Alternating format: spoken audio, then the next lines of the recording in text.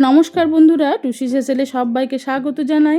আর শ্বশুরবাড়ির একটা বিখ্যাত রান্না ঝাল আলুর রেসিপি আপনাদের সাথে শেয়ার করছি। অনুরোধ রইল ভিডিওটা স্কিপ করবেন না, দেখুন একদম ইউনিক একটা রেসিপি। আশা করছি আপনাদের ভীষণ পছন্দ হবে।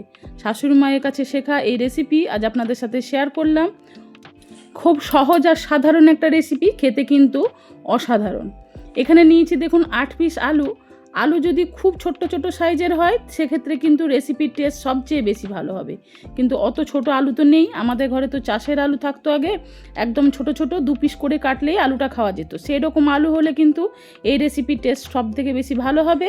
তবে যেহেতু আমি বড় আলু নিয়েছি সেই জন্য আলুগুলোকে প্রথমে ছোট ছোট করে টুকরো টুকরো করে কেটে নিতে হবে। আলুগুলোকে আমি আগের থেকে ধুয়ে নিয়েছি। এবার যতটা সম্ভব ছোট করে আলুগুলোকে কাটতে হবে। যদি ছোট আলু ব্যবহার করেন সেক্ষেত্রে কিন্তু আলু কাটার কোনো প্রয়োজন নেই। আমার চ্যানেলে যদি নতুন এসে থাকেন বন্ধুরা, আপনাদের কাছে অনুরোধ রইল ভিডিওর পাশে বেল আইকনটি প্রেস করে আমার চ্যানেলটিকে সাবস্ক্রাইব করে আমার পাশে থাকার। পুরনো বন্ধুরা তো আমার পাশেই আছেন, নতুন বন্ধুদের আমার পাশে থাকার অনুরোধ জানাই। যারা একটু ঝাল ঝাল মুখরোচক রেসিপি খেতে পছন্দ করেন বন্ধুরা, তারা অবশ্যই একবার বাড়িতে এই রেসিপিটা ট্রাই করবেন। আশা করছি আপনাদের খুব পছন্দ হবে। আলুর তো অনেক রকম রেসিপি আমরা বাড়িতে বানিয়ে থাকি, একবার এই রেসিপিটা অনুরোধ রইল বাড়িতে বানিয়ে খেয়ে দেখবেন। একদম নতুন একটা রেসিপি, ভালো লাগবে আপনাদের। আলুগুলো সব কাটা হয়ে গেছে। যেহেতু খোসা সমেত আলুগুলো ব্যবহার করছি সেই জন্য আমি আলুগুলোকে আরও একবার ভালো করে ধুয়ে নিয়েছি।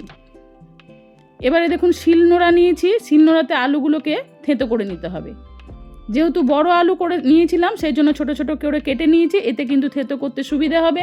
যদি ছোট আলু ব্যবহার করেন তাহলে তো কাটার কোনো প্রয়োজন নেই, ওটা কিন্তু খুব ভালোভাবে থেঁতো হয়ে যাবে। চাইলে মিক্সিতেও আপনারা এটাকে আধবাটা করে নিতে পারেন, কিন্তু মিক্সিতে বাটতে গেলে অনেক সময় আলুটা বেশি কিন্তু থেঁতো হয়ে যায়, সেক্ষেত্রে আলু থেকে অনেকটা জল বেরিয়ে যায়। তাই শিলে করে নিলে কিন্তু রেসিপিটা খেতে বেশি ভালো হবে। আমার শাশুড়ি মা শিলে এরমভাবে থেঁতো করে নিতেন, আমি সেটাই ফলো করেছি। সব আলুগুলোকেই দেখুন এরমভাবে থেঁতো করে নিয়েছি। আর আলুতে যেহেতু খোসা ব্যবহার করেছি, খোসার সময় সেই জন্য দেখুন আলুটা একটু লাল লাল হয়ে গেছে। এরপরে নিয়েছি দেখুন একটা বড় সাইজের পেঁয়াজ, ছোট ছোট টুকরো করে কেটে নিয়েছি। সেখানে নিয়েছি 1.5 ইঞ্চি আদা, আদাগুলোকেও ছোট ছোট করে কেটে নিয়েছি। আর নিয়েছি 8 থেকে 10 কোয়া রসুন। যতটা পরিমাণ আলু ব্যবহার করবেন সেই অনুযায়ী কিন্তু এখানে মশলাগুলো ব্যবহার করবেন। একই রকমভাবে আদা রসুন পেঁয়াজগুলোকেও এই রকমভাবে থেঁতো করে নিতে হবে, বাটলে কিন্তু হবে না। এরকমভাবে থেঁতো করে নিলে এগুলো একটু একটু গোটা গোটা থাকবে, খেতে কিন্তু রেসিপির টেস্ট খুব ভালো হবে। ঝালের জন্য ব্যবহার করেছি এখানে বেশ কিছুটা কাঁচা লঙ্কা, চাইলে আপনারা শুকনো লঙ্কা ব্যবহার করতে পারেন। যদি শুকনো লঙ্কা ব্যবহার করেন তাহলে শুকনো লঙ্কাটা একটু জলে ভিজিয়ে রাখবেন। আমি যেহেতু কাঁচা লঙ্কা ব্যবহার করেছি তাই জলে ভিজিয়ে রাখিনি, সরাসরি কিন্তু এটাকে থেঁতো করে নিয়েছি। একটু ঝাল ঝাল হলে এই রেসিপিটা খেতে ভালো হবে বন্ধুরা, সেই হিসাবে একটু ঝালটা ব্যবহার করবেন। আদা রসুন পেঁয়াজ লঙ্কা সব কিছু দেখুন থেঁতো হয়ে গেছে। সবগুলোকেই আমি ওই আলুর সাথে নিয়ে নিয়েছি।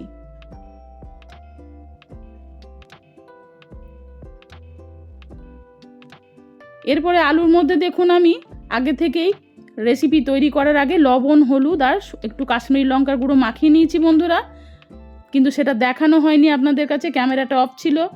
পরিমাণ মতো লবণ হলুদ আর একটু লঙ্কা গুঁড়ো মাখিয়ে নেবেন।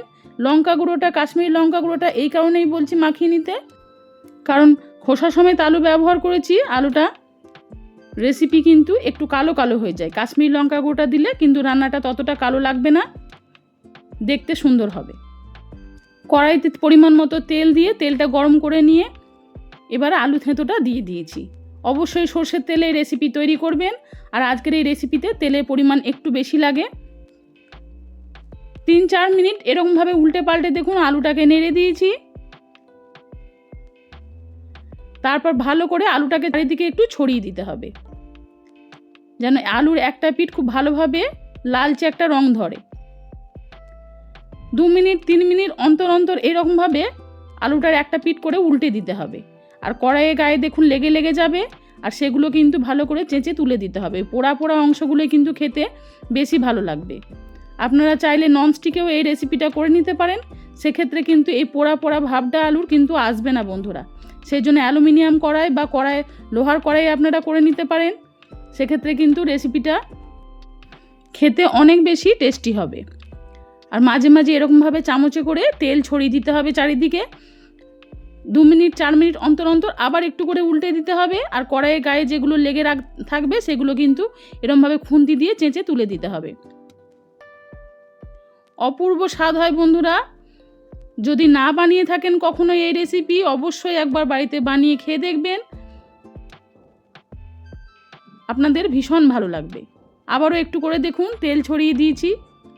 আগেই বললাম যে রেসিপিতে একটু তেলের পরিমাণ বেশি লাগে, আর এটা যখন হয়ে যাবে তখন দেখবেন পরিমাণে অনেকটা কমে গেছে। এখন মনে হচ্ছে কড়াইয়ে অনেকটা রয়েছে, আস্তে আস্তে যখন রেসিপিটা তৈরি হয়ে যাবে তখন কিন্তু এটা অনেকটাই কম কম লাগবে দেখতে। এইভাবে যখন আস্তে আস্তে যখন পোড়া পোড়া ভাবটা চলে আসবে পুরো আলুটার মধ্যে, তখন জানবেন কড়াই থেকে ছেড়ে আসছে, তখন জানবেন রেসিপিটা তৈরি হয়ে গেছে। আলুর তো অনেক রকম রেসিপি খান, অবশ্যই একবার বাড়িতে এই রেসিপিটা ট্রাই করবেন। নামানোর আগে 1 চামচ মতো জোয়ান নিয়েছি, জোয়ানটা একটু হাতে করে ডলে ওপর থেকে ছড়িয়ে দিয়েছি। এতে কিন্তু সুন্দর একটা ফ্লেভার আসবে, আর যখন খাবেন তখন কিন্তু জোয়ানগুলো একটা দুটো করে মুখে পড়বে। বেশ ঝাল ঝাল হবে রেসিপিটা, গরম গরম ভাত ডালের সাথে অপূর্ব লাগে খেতে। আমার শাশুড়ি মায়ের কাছে শেখা এই রেসিপি আজ আপনাদের সাথে শেয়ার করলাম। কেমন লাগলো অবশ্যই আমাকে কমেন্টে জানাবেন। ভালো লেগে থাকলে লাইক শেয়ারের জন্য আপনাদের কাছে অনুরোধ রইল।